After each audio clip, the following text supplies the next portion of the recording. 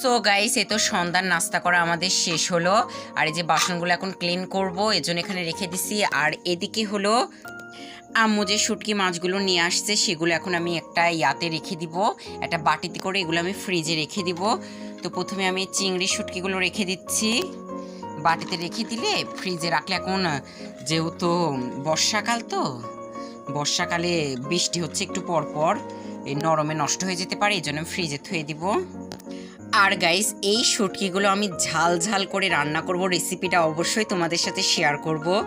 এই মাছ মানে এই মাছটা দেখে তো আমার এখনই রান্না করতে মন যাচ্ছে, এখনই। আর এই মাছ দেখে আমি এত খুশি হয়েছি, মানে তোমাদেরকে আমি বলে বোঝাতে পারবো না, শুটকি মাছ আমার এত পছন্দ। আমি ফার্স্টে দেখে আমি এত খুশি হয়ে গেছি। তো এগুলো এবার ফ্রিজে রেখে দিব, বাটিতে সব ভরে ফেলছি। সো গাইস, এ তো আমার বাটিতে ইয়া করা হয়ে গেছে, এখন আমি ঢাকনা দিয়ে এটা ঢেকে এটা আমি ফ্রিজে রেখে দিব। আর গাইস, এই দেখো আমাদের ঘরে ফ্রুটস ধরছে কত। এ দেখো পাকা পাকা আম, অ্যাপেল, অরেঞ্জ এগুলো আর্টিফিশিয়াল আসলে। তো এটা আমি ড্রয়ারে থুয়ে দিব। তো গাইস, এই তো আমি ফ্রিজে এটা থুয়ে দিলাম, এবার এটা আটকিয়ে দিই।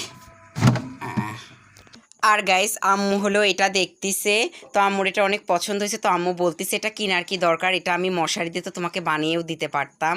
আম্মু তাই বলতেছে, আর আম্মু বলতেছে যে কালকে তোমাকে একটা পুরাতন মশারি দিয়ে এমন একটা বানিয়ে দিব।